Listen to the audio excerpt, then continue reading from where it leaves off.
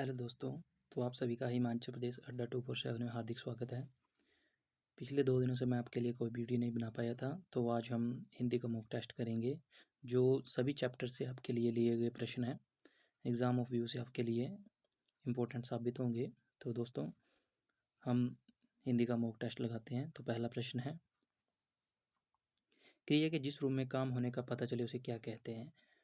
तो मतलब काम चल रहा है, मतलब जिसका हमें पता चल रहा है कि ये काम हो रहा है, तो उसको क्या कहते हैं। तो उसको कहते हैं वर्तमान काल, क्योंकि ये वर्तमान में चल रहा है। भविष्य जो होने वाला है और भूत जो पिछला है। 3 काल के रूप होते हैं ये।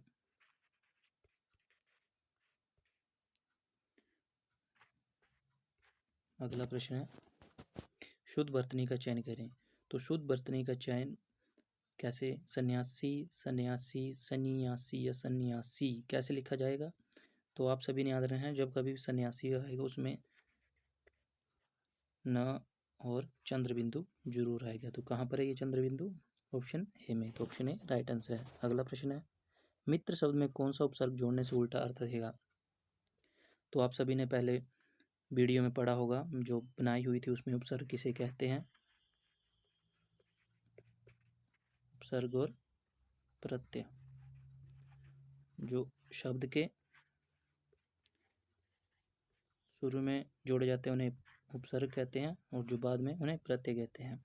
तो यहाँ पर उपसर्ग है, तो उपसर्ग बेमित्र होगा, अपमित्र होगा, सुमित्र होगा या कुमित्र। अपमित्र आपने नहीं सुना होगा, बेमित्र भी नहीं होता है, सुमित्र नहीं होता है, कुमित्र होता है, जिससे उसका उल्टा अर्थ निकल रहा है, क्योंकि मित्र का कुमित्र उल्टा अर्थ होता है। तो ऑप्शन डी राइट आंसर है आपका। अगला प्रश्न है, ध्वनि किसकी लघुत्तम इकाई है। तो ध्वनि आप सभी जानते हैं किसकी लघुत्तम इकाई है, भाषा की। ऑप्शन बी राइट आंसर है। और भाषा 2 प्रकार की होती है, कौन कौन सी। एक होती है मौखिक, एक होती है लिखित। मौखिक की लघुत्तम इकाई जो होती है वो क्या होती है, वर्ण। और लिखित की जो लघुत्तम इकाई होती है वो होती है ध्वनि। तो आप सभी ने ये याद रखना है। अगला प्रश्न है, हिंदी वर्णमाला में अयोगवा ध्वनि की संख्या। तो आप सभी ने याद रखना है कितने अयोगवा होते हैं, 2, अंघा और अ। और 33 व्यंजन, 11 स्वर होते हैं। आप सभी ने ये याद रखने हैं। अंतस्थ व्यंजन कितने होते हैं, 4, य, र, ल, व। स्पर्श व्यंजन में श, स, ह। तो आप सभी ने ये याद रखने हैं। अगला प्रश्न है, किस वाक्य में अपादान कारक है। तो अपादान कारक का आपने कॉन्सेप्ट याद रखना है। क्या होता है कॉन्सेप्ट अपादान कारक का। अपादान कारक का कॉन्सेप्ट होता है से या अलगाव। अलगाव, ये आपने कॉन्सेप्ट याद रखना है। और से, तो यहाँ पर रावण ने राम को तीर से मारा, तो ये नहीं होगा। मोहन से अब नहीं गाया जाता, ये नहीं होगा। रमा घर से निकल गई, चाकू से फल काटो। तो रमा घर से, क्योंकि ये अलगाव हो रहा है, घर से वो बाहर जा रही है, घर से अलग हो गई, तो अलगाव। तो ऑप्शन सी राइट आंसर है। अगला प्रश्न है, संज्ञा के जिस रूप से वस्तु की जाति का बोध होता है उसे क्या कहते हैं। तो संज्ञा के जिस रूप से वस्तु की जाति का पता चलता है उसे लिंग कहते हैं, क्योंकि जाति मतलब वो क्या है। जैसे हम बोलते हैं नदी, तो उसकी जाति हुई।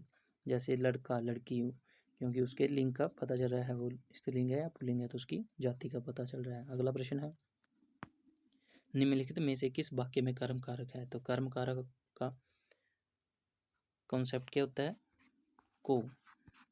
तो यहाँ आपने याद रखना है, कहाँ पर दिखाई दे रहा है आपको को, ऑप्शन बी में। भूखों को खाना खिलाओ, तो ऑप्शन बी राइट आंसर है।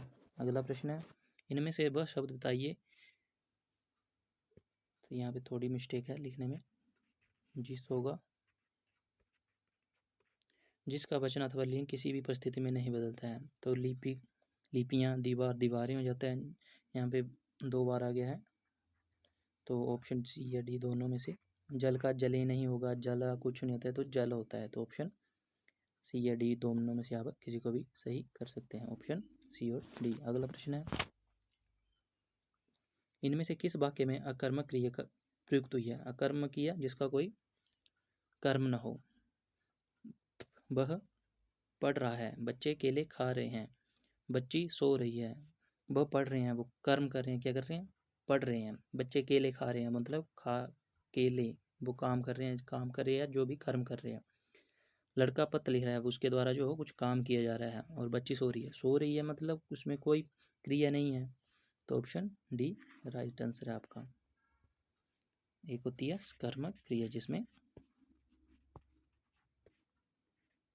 ये दोनों याद रहे, कर्मक और कर्मक। अगला प्रश्न है, राज्यपाल में कौन सी संज्ञा है?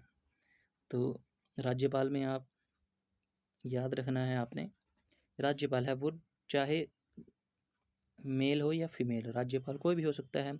तो राज्यपाल क्या है? उसकी एक जाति है, मतलब जाति वाचक संज्ञा। ऑप्शन बी राइट आंसर है। अगला प्रश्न, निम्नलिखित में कौन सा भाववाचक संज्ञा है? तो भाववाचक संज्ञा कौन सी है जिसमें भाव का पता चलता है? भारत, मित्रता, लड़का, पेड़। तो भारत यहाँ पे व्यक्तिवाचक संज्ञा आ गई, जैसे लड़का, लड़की, ये आपकी जाति आ गई। पेड़ है आगे। मित्रता, मित्रता तो एक भाव है, जैसे मेरी और उसकी मित्रता है, तो वो भाव है एक। तो ऑप्शन सी राइट आंसर है। अगला प्रश्न है, गरीबों की सहायता करो, इस वाक्य में गरीब शब्द क्या है? तो ये अंडरलाइन शब्द है गरीब। गरीब क्या है? गरीब क्या है? विशेषण है, विशेष या जातिवाचक संज्ञा या भाववाचक संज्ञा है? तो गरीबों, गरीब मतलब विशेषता है, वो विशेषण है। गरीबों की सहायता करो।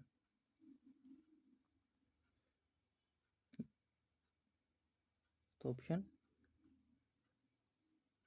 सॉरी बी, ए नहीं होगा क्योंकि यहाँ पर नहीं, ए आंसर राइट होगा आपका, ऑप्शन ए। अगला प्रश्न है, कौन सा शब्द की वर्तनी सही है? तो आप सभी ने याद रखना है,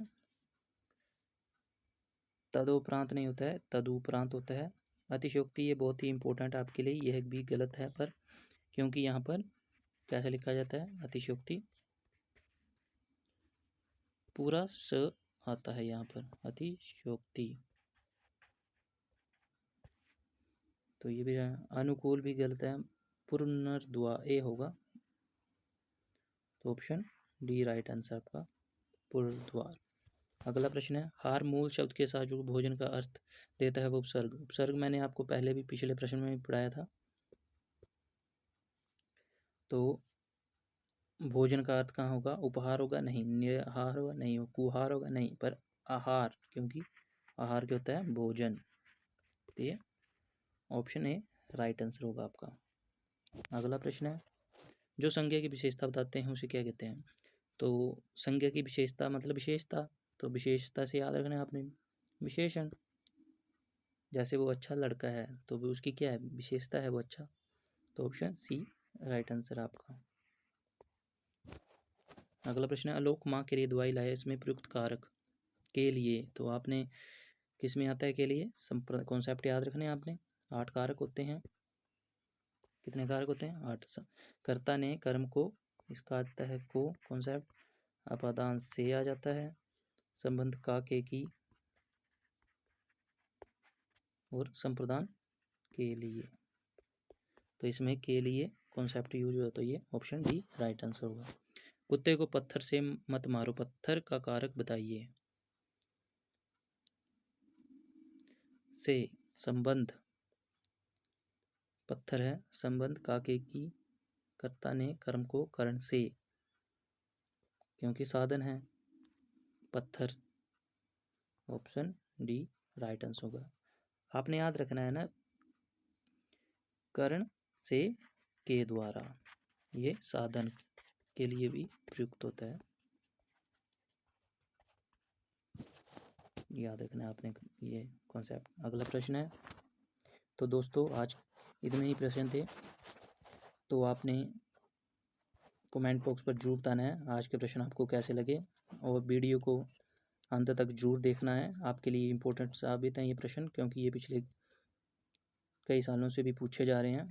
तो दोस्तों, वीडियो को लाइक और शेयर जरूर करना है और चैनल को सब्सक्राइब करना है, और अपने दोस्तों तक भी वीडियो को पहुंचाना है ताकि वो भी उन्हें